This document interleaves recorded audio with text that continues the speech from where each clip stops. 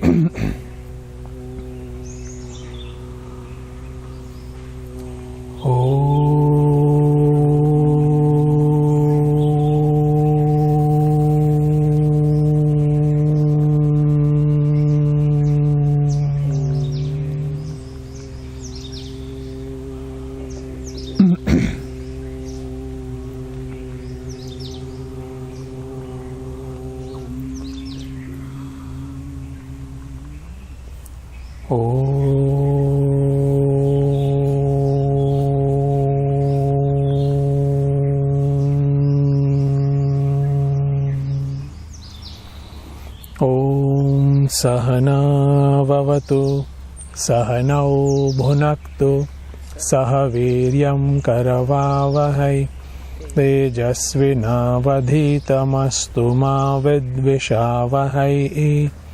Om Shanti Shanti Shanti.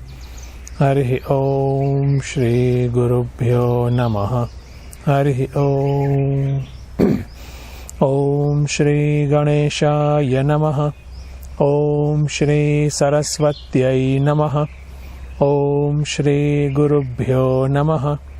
Om Samasta Jana Kalyane Niratam Karunamayam Namami Chinmayam Devam Sadgurum Brahma Vidvaram Sadgurum Brahma Vidvaram. Jai. I'll chant the Shanti mantra first.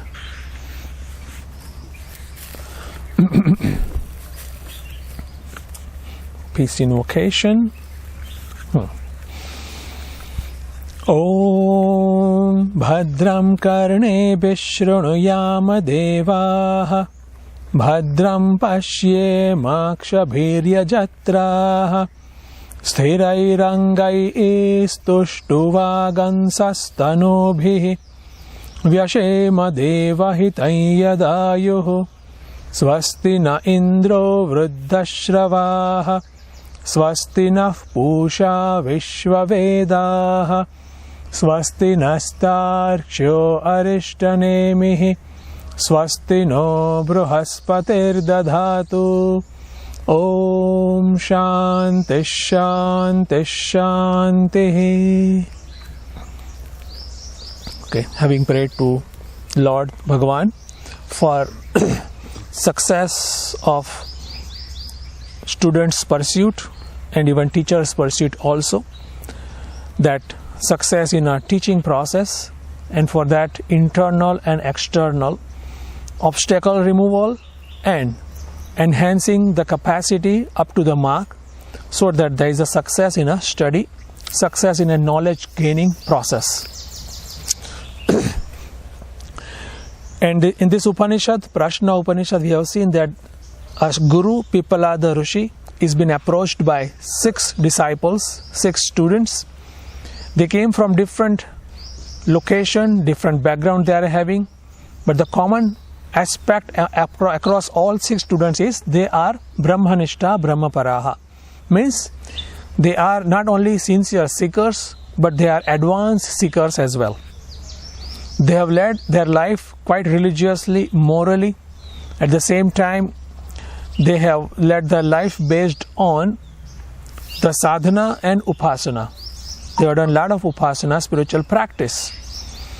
The spiritual practice done for the long time, consistently, and that also in a progressive way. Progressive means at times we may need to continue the same spiritual practice for a long time, and over the time we need to enhance or update our practice as well. So all this kind of a practice and change in a practice they have undergone, and they came to the conclusion, they came to the state where they are connected with this universal consciousness, relative consciousness. They are established into that fact that yes, this consciousness or Ishvara manifesting through this Ishvara, manifesting through this world, I am one with, I am connected with. The way child is connected with one's parents, a child feels or parent feels oneness with the child or vice versa. Same way, these 6 disciples feel oneness with the cosmic consciousness. Okay, so that much height, spiritual height, this 6 disciple is having. And from there on, they want further guidance, the further path they want to carve out for absolute consciousness. Relative consciousness, they know they are established into. Now they want to know and establish into absolute consciousness or attribute-less consciousness. And for that, they approach the Pipala, the Rishi. And the Rishi is putting one small condition, and that stay 1 year in ashram with proper penance, with proper discipline, and with proper Shraddha as well, the faith base as well. And that would be a testing time for students' caliber and sincerity, because there might be only sincerity at the surface level. Down in one's own heart, there may not be sincere. When they are told or when they are conditioned for certain kind of hardship, certain kind of discipline, the reality comes up. Reality will surface, So that's what is done over here also. And on top of it, any kind of weakness, any kind of a shortcoming in the student's area is also been identified, diagnosed and cured, taken care of by the teacher during this period of time. And having done this, teacher is ready, teacher is happy with this student's performance at 1 year. And now the teacher says, okay, you can ask your question. And then teacher sits there, student asks a question. And the very first question we have seen is that I want to know the cause of this world. I want to know the cause of this plural world, where this world came from. And as an answer, the teacher gives the principle of Rai and Prana, the duality, which originated from Prajapati or Hiranyagarbha, which is nothing but the consciousness principle seen through total subtle. Consciousness principle seen through total subtle is called Hiranyagarbha or Prajapati. From there, these 2 principles came, Rai and Prana. From these 2 principles, we see the all combination of different pairs.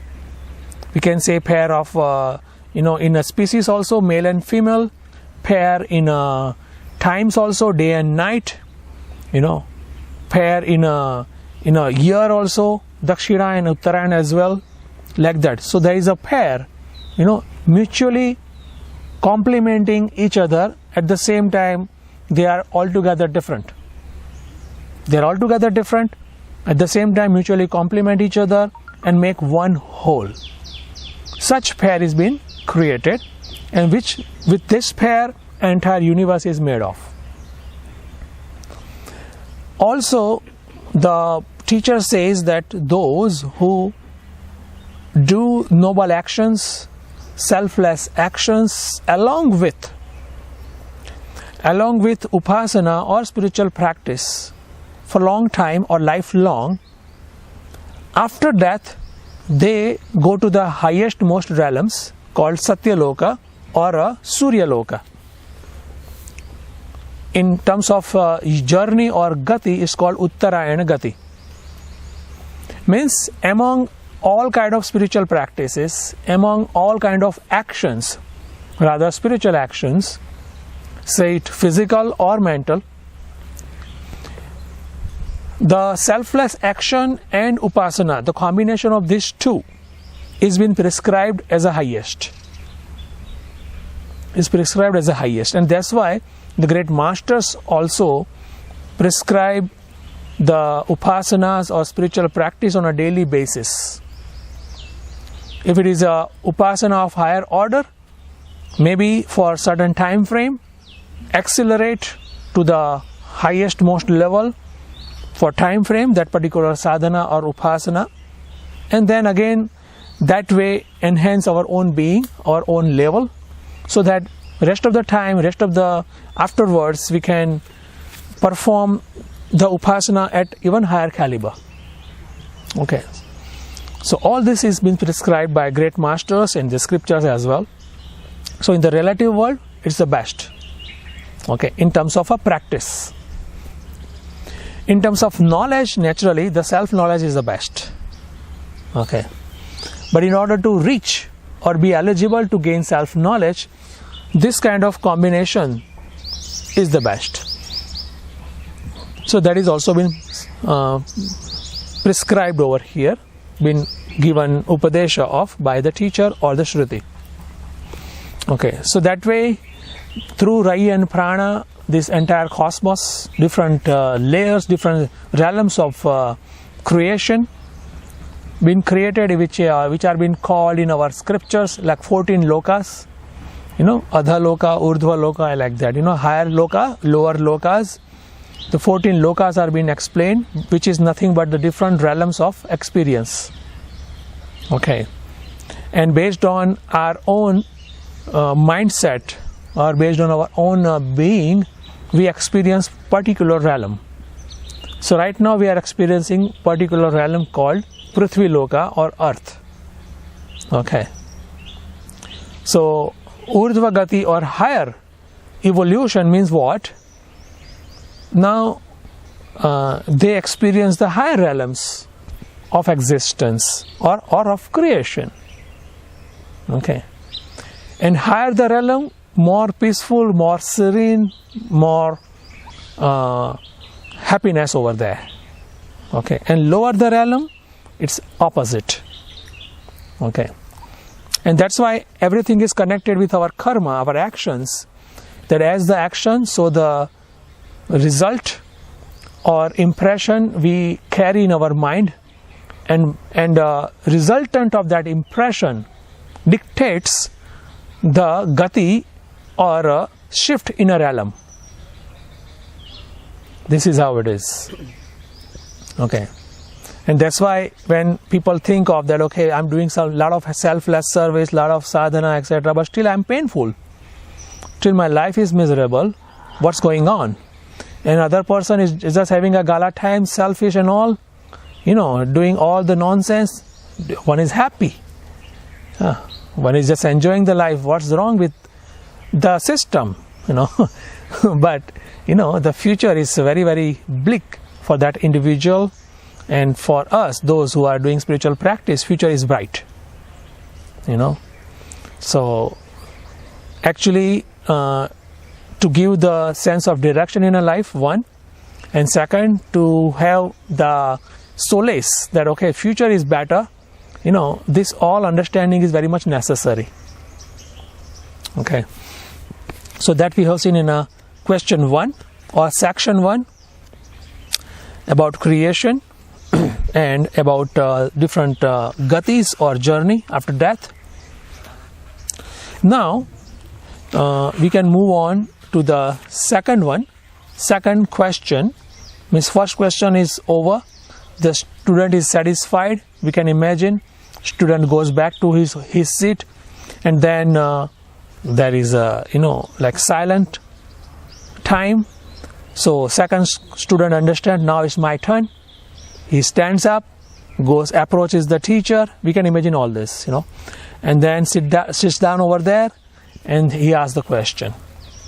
So now the second question starts. His second question may have changed because he's heard the first question being answered. Might be. Second, yeah.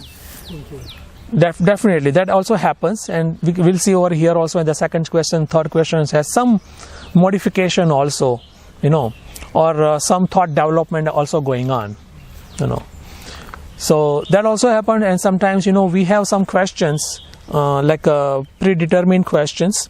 I want to clear that question, so that way also it goes. So both ways here we'll see both, and of course 6 students have the same objective, knowing the absolute Brahman. So naturally it would go in one particular line only. If 6 students are having 6 different objectives, then the questions will be shooting in different directions. Here it won't be the case. Okay, so that we have seen already. Now we can enter into second section, second question. And now I'll just chant the second question.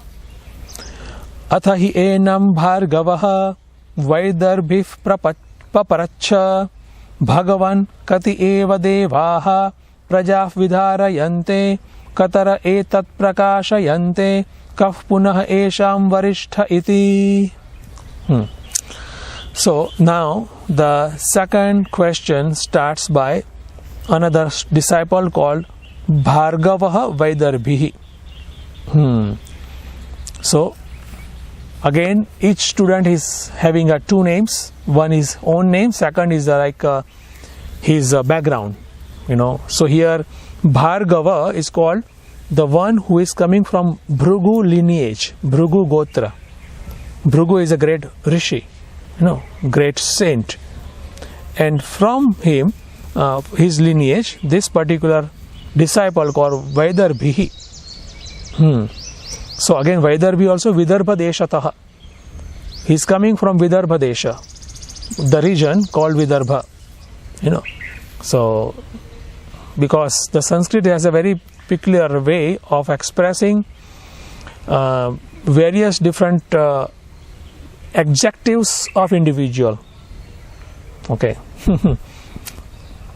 So Atha, now he asks, what he says, Hey Bhagavan, or Lord, he is addressing to his teacher. Kati eva devaha prajam vidharayante. Now, earlier question was about the creation. Now this question is about individual to begin with. It's about individual to begin with. Okay. The question is, Kati eva deva prajam vidharayante. There are 2-3 questions packed in one. This is the kind of like a sign of a smart student. I have one question, but then there are 12 inside. See, here also there are 1, 2, and 3 questions. Kati eva deva prajam vidharayante 1. Katare etat prakashayante 2. Kah puna esham varishtha 3 questions. Now just I'll explain that. Kati eva devaha prajam vidharayante means what are the devatas who sustain this body, sustain the individual's body. So question seems to be simple. And devata here means the principle. What are different principles which hold or behold this body? Okay. And this principle are many, of course. At the same time, because it's been called devata, there is a sentiency also, consciousness principle also is there. It's not only Shruti don't want just want to tell that okay, these are that many elements and all, but there is a sentient principle also, along with the type of force, okay, type of power, okay. Say for example, we say that okay, this earth or this cosmos is made of 5 elements. It's a space, air, then fire, water, earth, like that. So how we see it? They are inert. They don't have sentiency. But the thing is, consciousness is pervading everywhere. So where we see earth, where we see the water and all, there is a sentiency into it, and those who have that much sensitivity, the subtlety, can understand that also at cosmic level also. I remember Ma only, the Ma Anandamayi, at one place she was just moving, and there was a lake nearby, lake or river, water body, and they were just going. Ma was going with her disciples and all, and my disciple was somewhere. They went somewhere to just bring something, or water or something, or food, something. Ma jumped into the water, and then the disciples were very much amazed that, Ma, what happened? Why all of a sudden? The Ma says the water was calling. The water was calling, they come, like that. Yeah, we may think, well, how come it's possible? But it is possible. For our psyche, for our level of development, it's not possible. Okay. Yeah. So sentiency is everywhere, basically. Okay. It was a time then when even our current society was not ready to accept that there is a life in plants.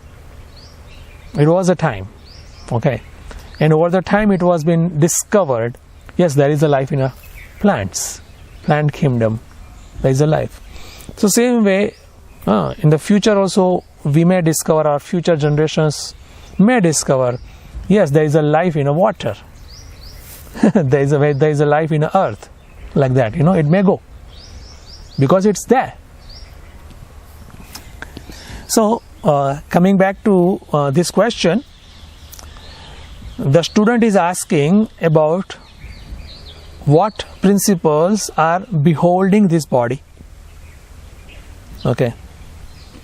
And these principles are not inert in a nature, they are sentient. That's why it's called Deva. Okay. And that's why even the sun, okay, for some maybe the fireball, okay, but actually he's called Sana Devata.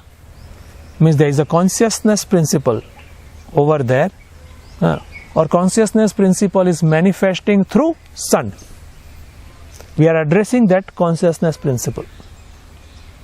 People worship the Ganga, Mother Ganga. Exactly. People worship Mother Ganga. What is that? Exactly that. It's a divinity itself. So the way we address or we look at other person,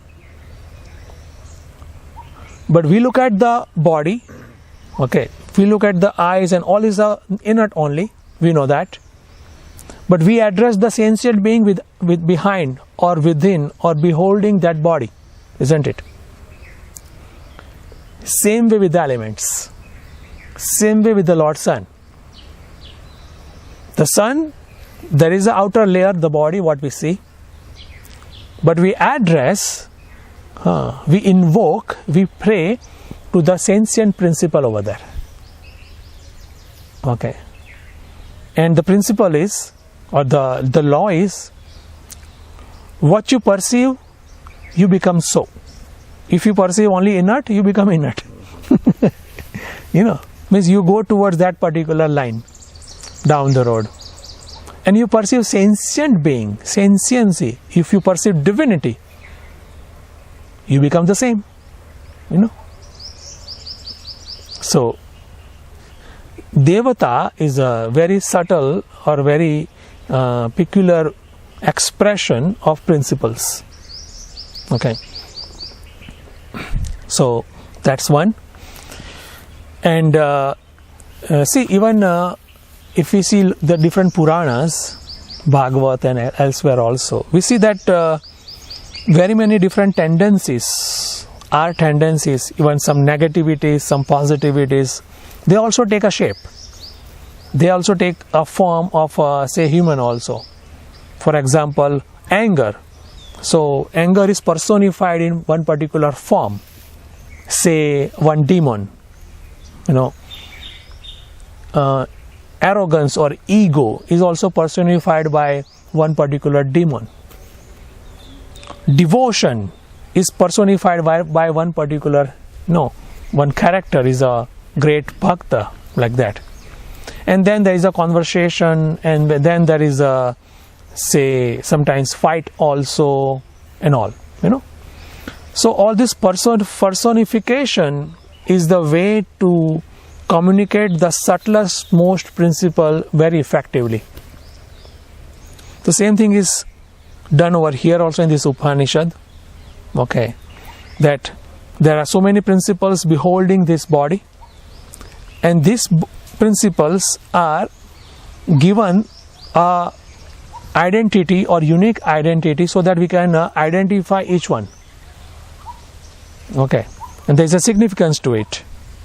Is this contained within the Sanskrit, or is this Swami Chinmayananda's understanding of the Sanskrit? Which one? Devata? Yeah, for example, Devata, or the whole Upanishad. Is it there in the Sanskrit, or is it his higher understanding from his knowledge? Okay. See, Devata has different meanings based on context.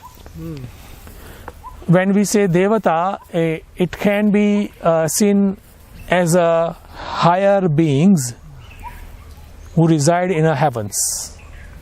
Okay, which is called Devaloka and Devata body. Okay, Devata are also the post, which is being held by a highly spiritually evolved being, like Indra is a post. We say Indra Devata. Yama is a post. Mrityu Devata, like that. So that two. And the third one, Dyotanath Deva. Deva is the one who is effulgent. Effulgent, and their effulgence is attributed to the higher spiritual power, one, and at core the consciousness principle. Okay. So as per context, in a Sanskrit it's like that, in Vedanta it's like that. And as per context we have to use the particular meaning. Okay, like that it goes. So Devata or Deva has different meanings this way. I think that is answer the question? Yeah. Okay. Can I ask another? Yeah. We say there's consciousness in everything, and yet we say the Ganges is holy water. Mm-hmm. Why is it holier than other waters? Okay, that's also a good question. Yes, I try. Consciousness is pervading in and through each creation with equal proportion. Consciousness is not more there and less here, not more in a saint and less in a sinner. No, consciousness is pervading equal proportion, is a sama.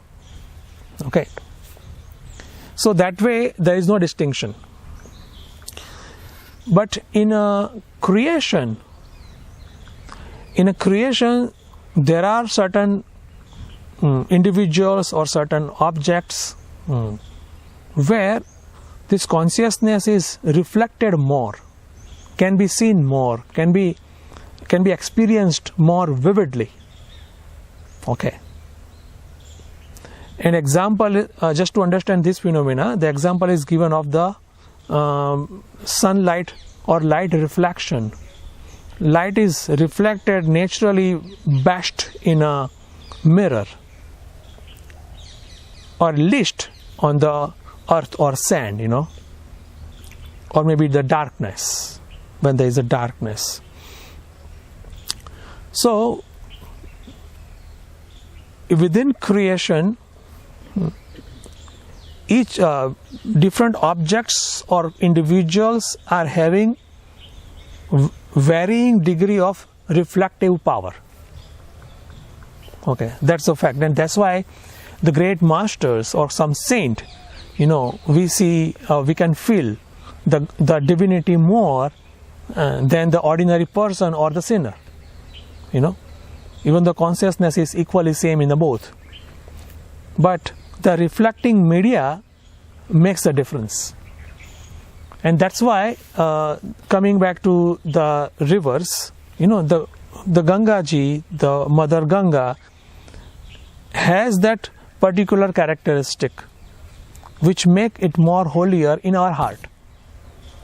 Ganga doesn't claim that, okay, just consider me holier than other rivers, But we feel, it's been said this way, not only by individual or ordinary person, but by saint also.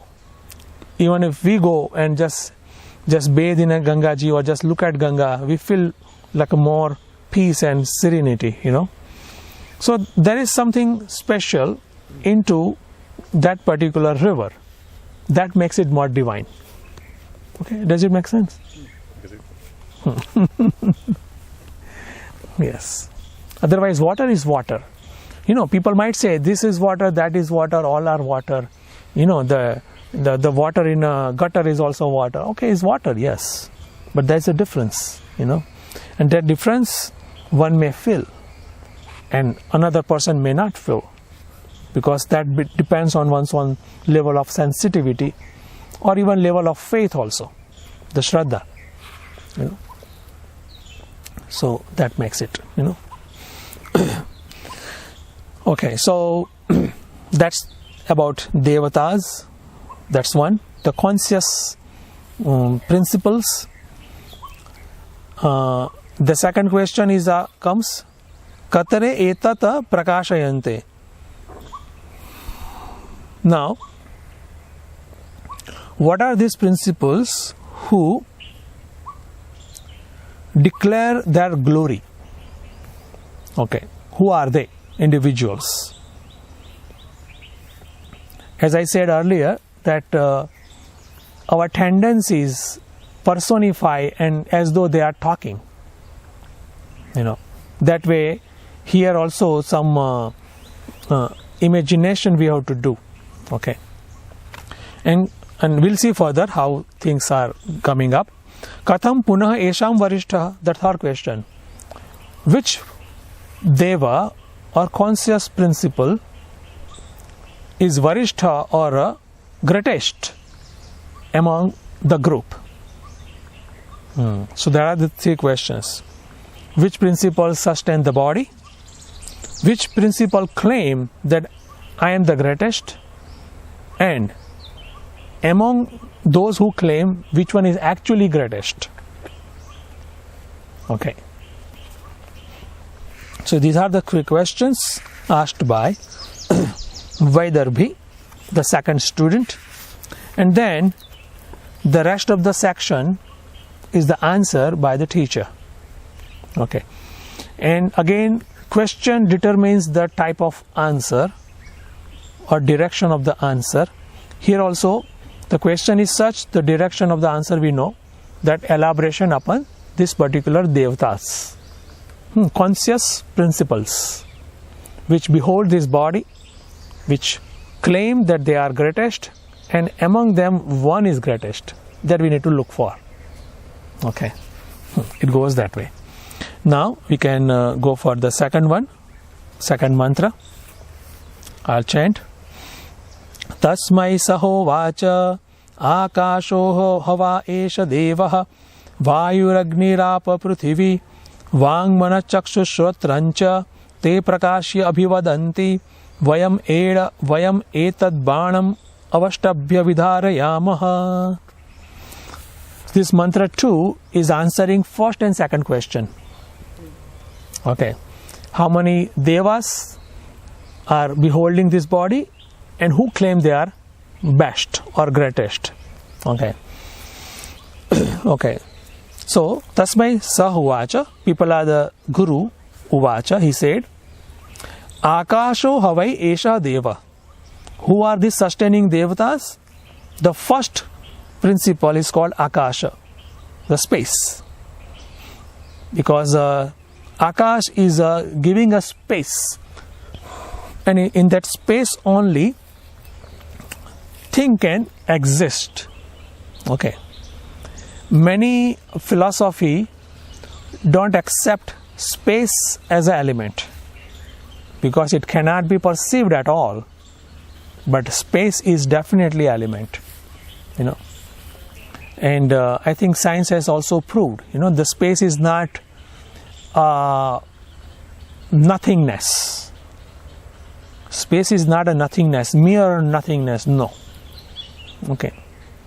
Then so what is that? The space is also full of very, very subtle things, and just name given ether. Some name is given ether. What ether means, still don't know. It goes like that. Okay. But yes, there is something called space basically. Okay. So that first is the space, then Vayu, Agni, Apa means the water, and Prithvi. These are the Devatas. These are the elements or principles, and one few more: Vang, Manas, Chakshu, Shrotra, eyes, ears, tongue, etc., which is called organs of perception, organs of action. They are talking about.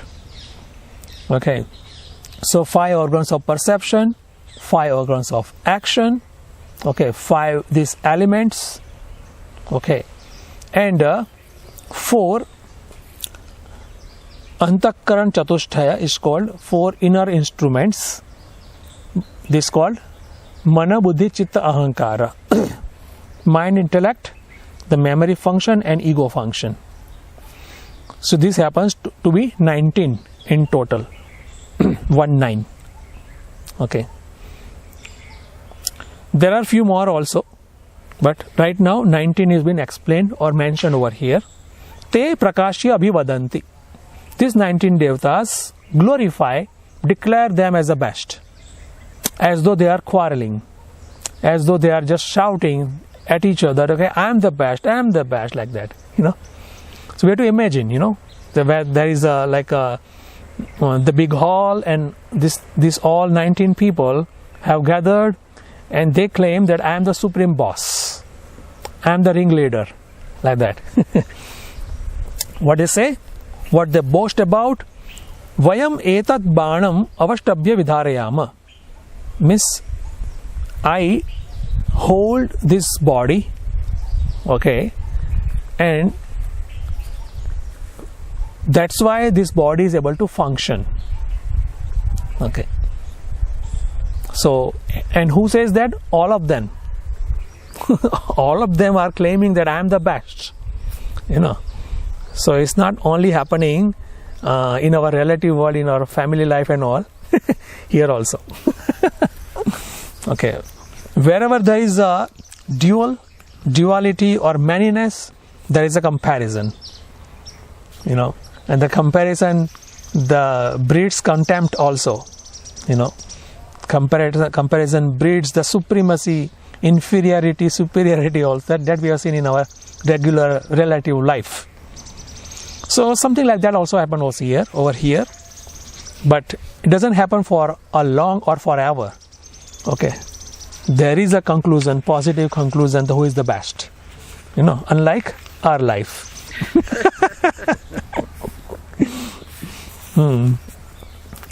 So here now the mantra 3 is now dealing with the third sub question. Okay, I'll chant that. Tan varishtha prana uvacha ma moham apadyatha aham eva etat panchadha atmanam pravibhajya etat banam avashtabhya vidharayami iti. Okay, so now there is another entry, an entry of another conscious principle.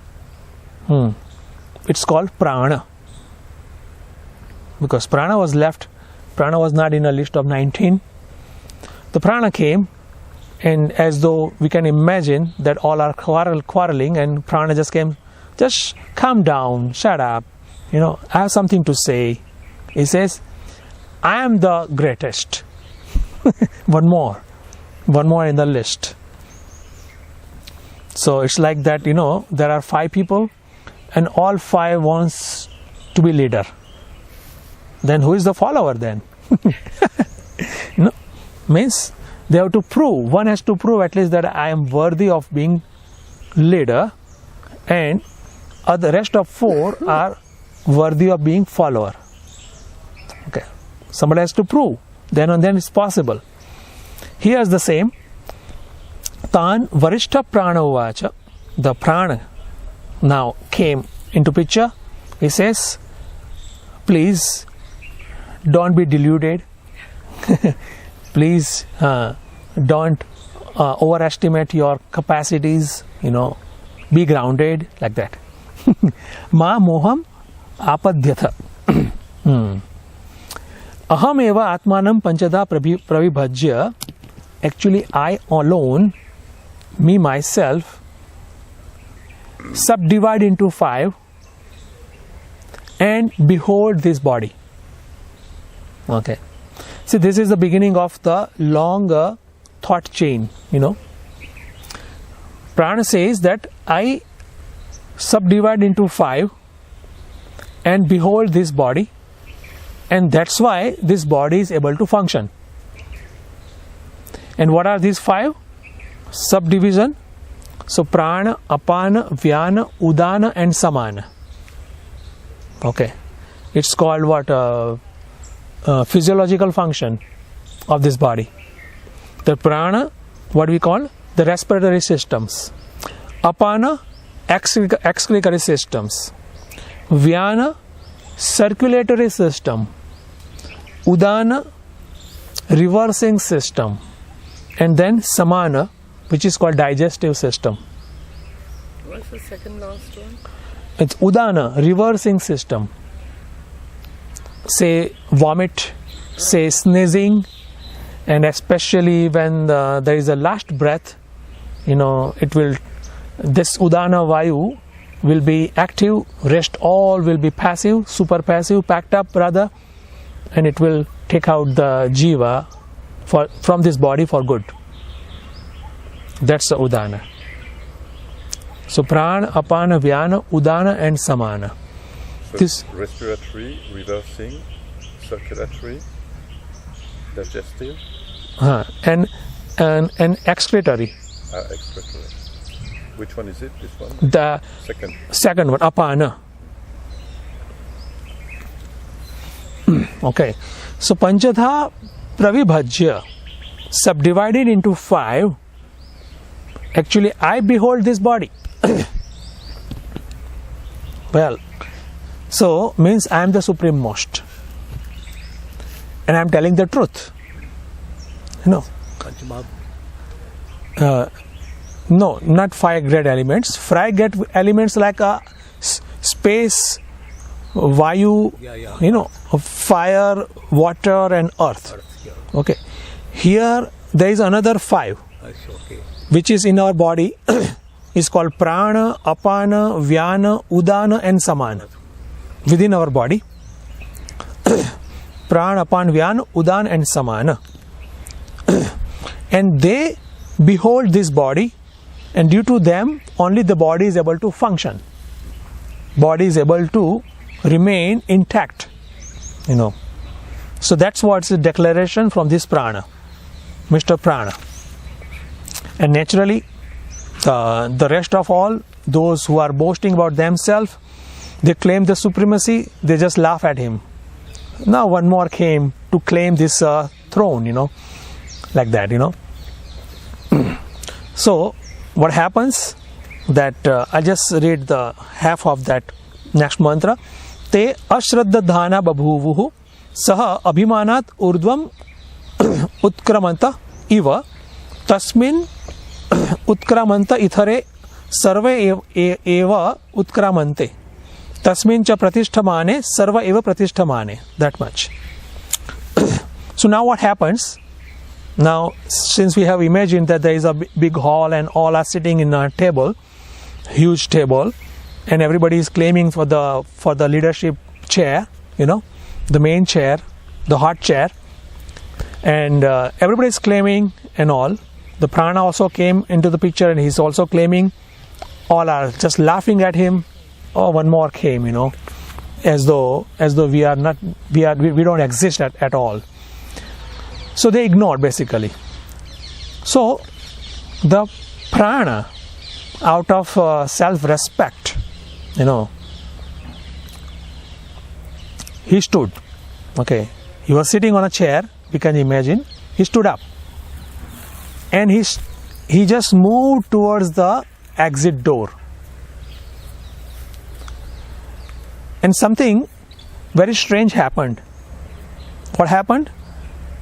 That rest of all also just stood up, and they also started following.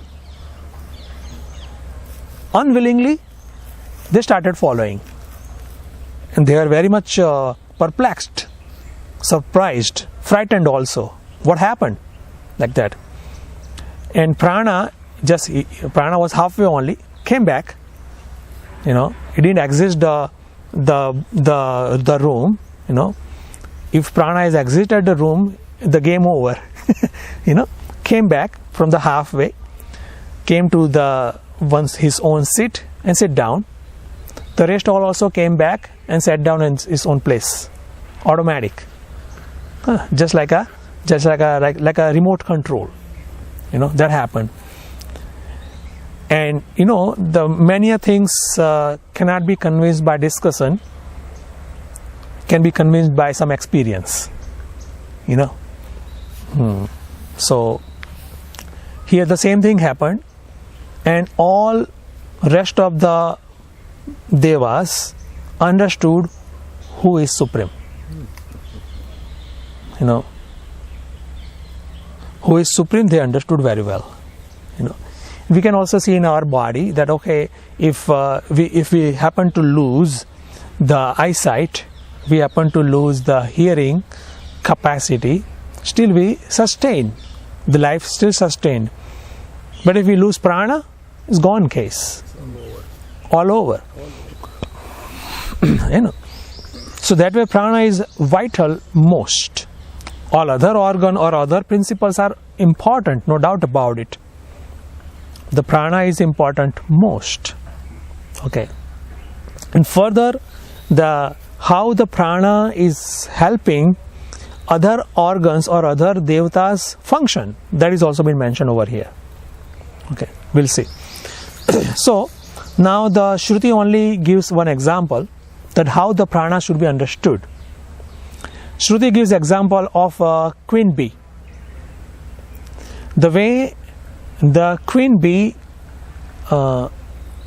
is sustaining the various different bees, like a worker bee and warrior bee and all. The worker bee and warrior bees will be at one particular beehive so long the queen bee is. The moment queen bee leaves that beehive, rest of all the bees also will follow. Will leave this beehive and follow where the queen bee goes. That's by nature, this is how it is. Same thing is also with respect to prana and these all principles.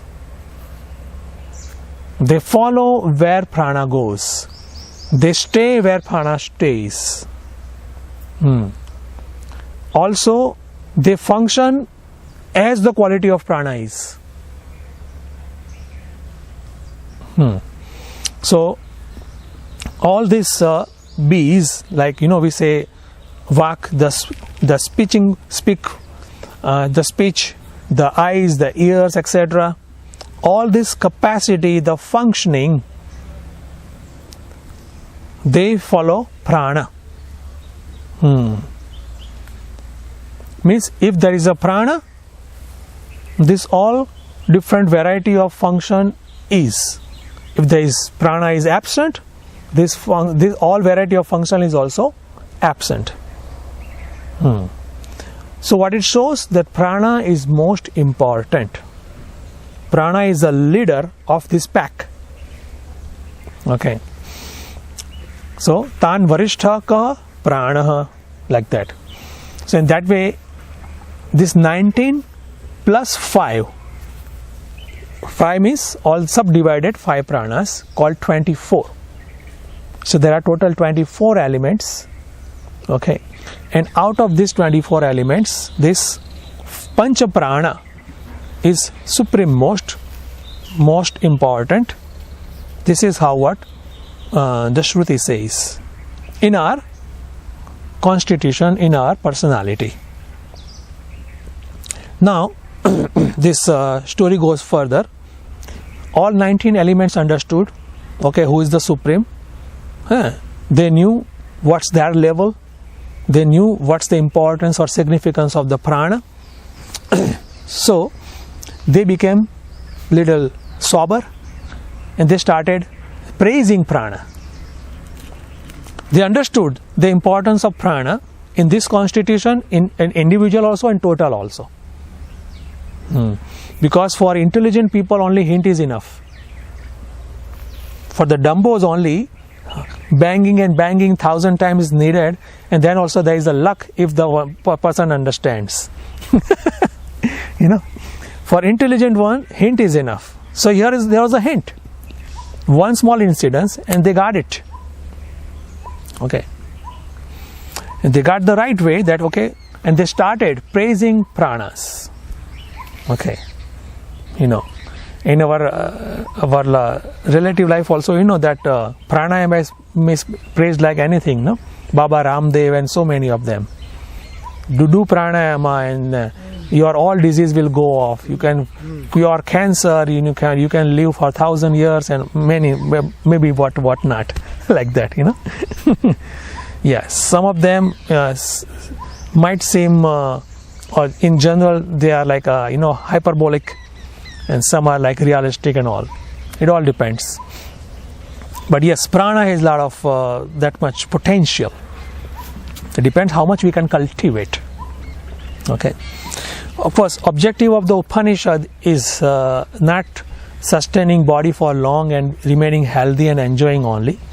But objective of Upanishad is living infinite as a bliss. Okay, so that's the objective. So we'll go in that line. So now one picture is clear that okay, prana is the supreme among pack of all different devtas, and now they start praising pranas. Okay, the rest of the devtas, the rest of the principles praise the prana. The what is the glory of prana? What is the power of prana? Not only in our body, not only in an individual or vyashti, but in a samashti or total as well. Okay, because same principle is functioning in the total and individual. Same principle. Okay, so what we understand in a laboratory, we can ascertain that as a principle in a total universe as well.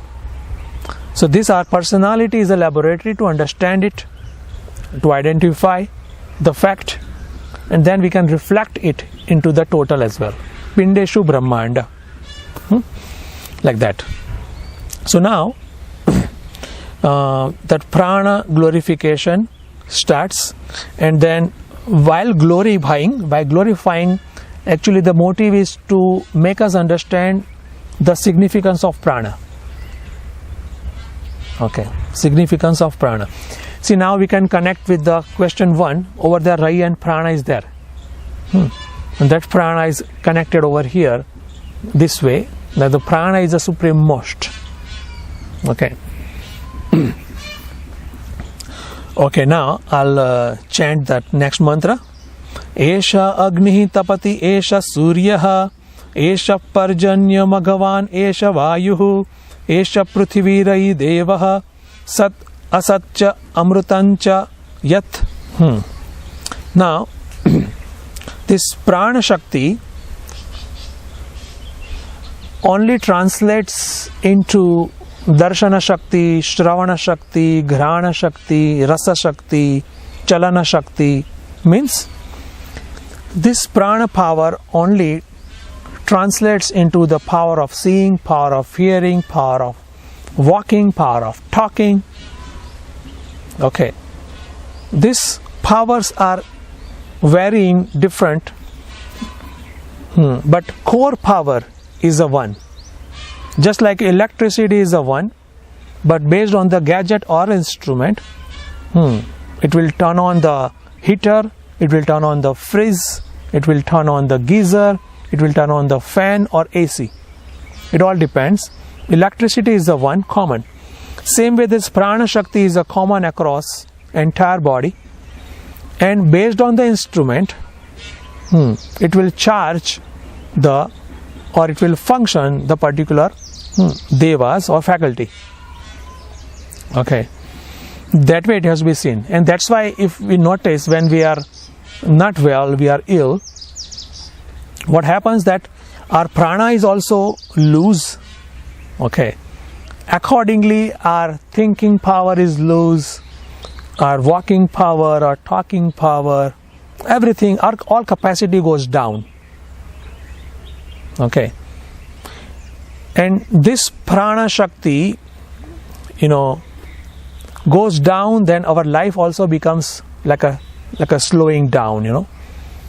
So we may connect it with the aging also, we may connect it with the disease also, Okay, so what happens?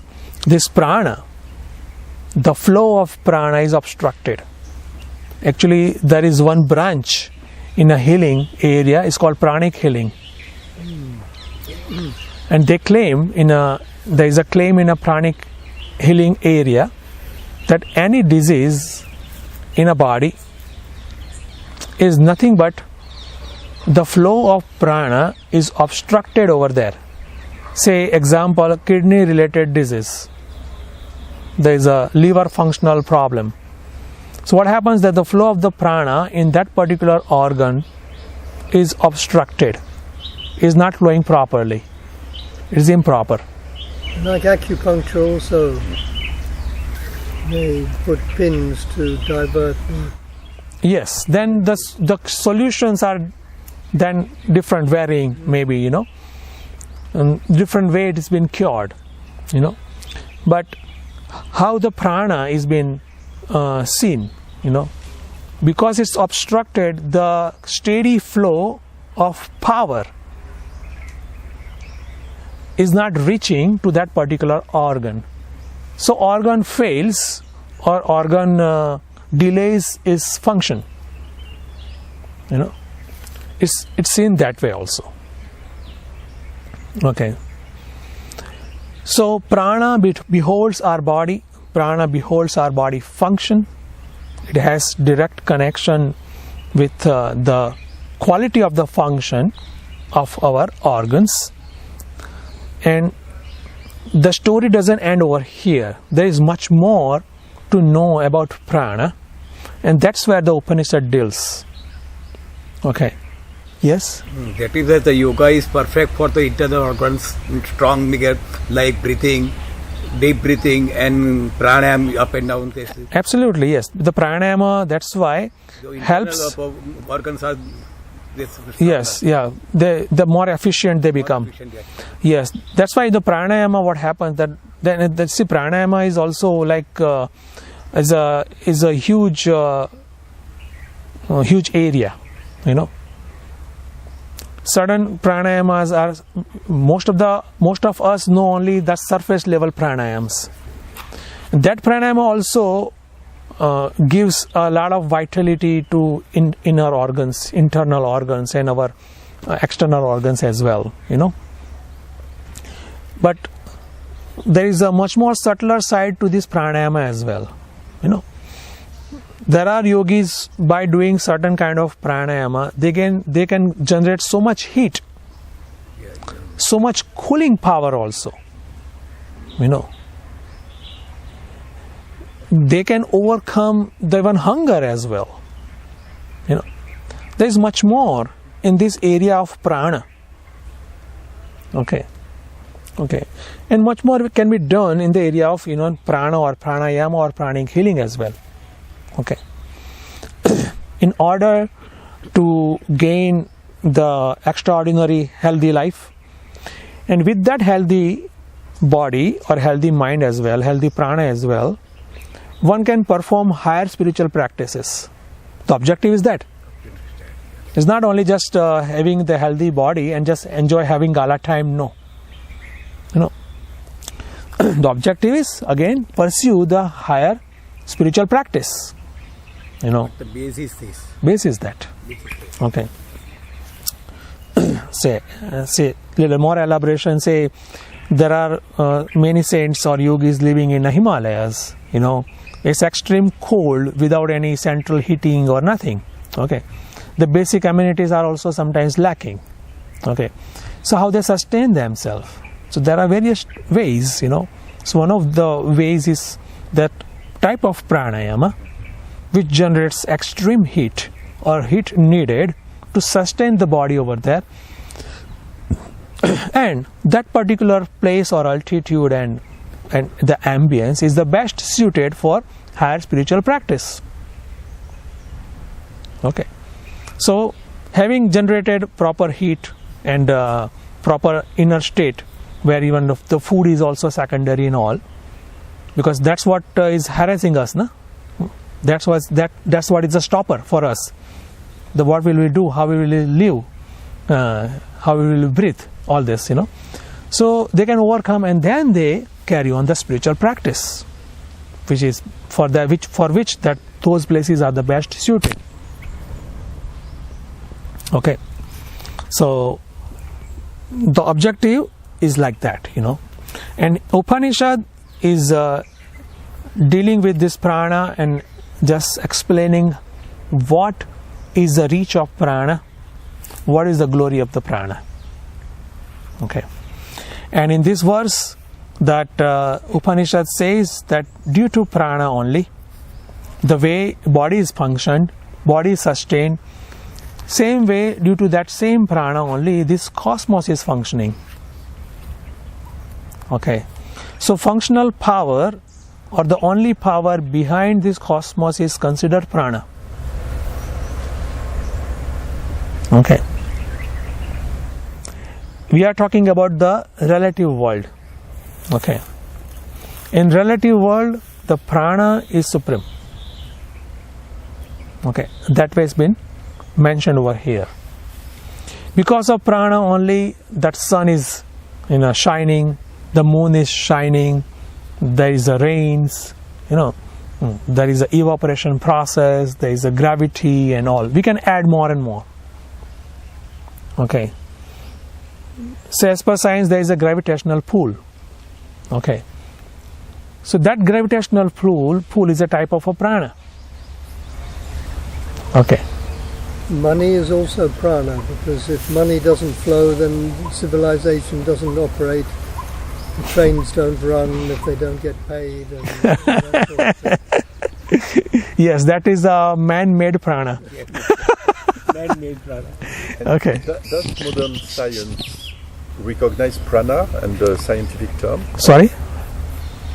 Does modern science recognize prana in a specific term? Is it Actually, it's not consciousness. it's not consciousness, yes. Consciousness. Electricity is prana in that sense, isn't it? It's a prana. Energy. Would it be energy? Yes, energy. Energy it would be. Yeah? Energy. It is energy. Yeah. See, if we just look at scientific way, there are different kind of energies which operate this body and this universe as well. And these different energies are summarized into 4. Okay, like gravitational energy, then electromagnetic energy, then a strong force which is nuclear, and weak force which is also nuclear. So 2 at macro level, 2 at the micro level. So all the different forces are summed up into 4. Okay, and they are trying further sum up into 1. Okay, which is like a theory of everything, So there's one lacking. That's lacking. That's under discovery. Okay. Okay. Interesting. So the way even the science has also discovered, and our scriptures are also saying the same, that because of this prana, various different functions in our body, or even this particular body-mind function and the cosmos happen, is possible. That much significant this prana is. Okay. That much important this prana is. Because of prana only the wind blows. Because of prana only the earth also got the sustains to one particular place, kind of, the gravitational pull and all. That is prana shakti. Okay, that is prana shakti. Because of prana shakti only there is a flow of wind, there is a flow of water. Okay, we can connect with the gravity, it's also fine, but that is ultimately prana shakti. Okay, so having stated supremacy of prana in an individual body, the same different elements see the prana's presence in a cosmos and say that prana, due to that prana only everything is functioning. Prana also means breath. Prana also means breath, that's correct. And it goes that way. It's subdivided into 5: prana, apana, vyana, udana and samana. So the breathing, which is one vital one, that operation is given the same name as a pack of a leader, right? So, but rest of 4 are also called prana only, that way. So in cosmos also this prana alone sustains the game, sustains various operations. And of course, out of ignorance we say that body is just functioning on its own, automatic. Same way this universe is also functioning automatic on its own. Okay. So now another point also is being given here. There are elements which are known or manifested, and there are elements which are non-manifested. So non-manifested elements are also functioning, or they do exist due to prana only. Say non-manifesting element, one is our mind only. Second? Mind. Mind. Okay. The mind is not gross. Okay. But mind functions due to the fuel called prana. Okay. Or anything which is, not manifested in a universe so far is there due to prana. Is subtle way it may functioning, that is due to prana. Means prana is a supreme in entire universe, not only this body, entire universe. That's what this Upanishad is stating. Okay. And I guess there is a little more also in that line. And then there is a point that what we are out to be do, what we are supposed to do with this prana. That point they are coming towards. Okay. So Upanishad doesn't just give some message as a part of information, but there is a message, there is a significance, so that we follow the line, we follow the teaching, we get convinced and get hooked up in one particular type of practice also, the spiritual practice called upasana. Okay. So in that line, further down the road, the Upanishad is prescribing prana upasana. Prana upasana. Because without specific spiritual practice, the growth is not possible. Okay. And specific spiritual practice is only possible when there is a proper or due awareness in our intellect. We are completely convinced that this particular practice is a must, or it is for me, And then, of course, the lacking willpower, lacking, consistency and all, we may gather on a side way. But at core, this point is very, very important, that I am convinced that it is necessary. Till then, our mind may be in a window shopping mode. Our mind may be just hovering at one particular sadhana for some time and then change. Maybe let's try this, let's try that also. It might happen. Till then, till it's convinced, till all the elements of mental queries are being satisfied completely, and mind is completely convinced. Okay, our intellect is completely convinced. Till that point, we need to understand. Would it mean that since prana supersedes all other principles, prana upasana supersedes any other upasana? Actually, all upasana is leading in this line only.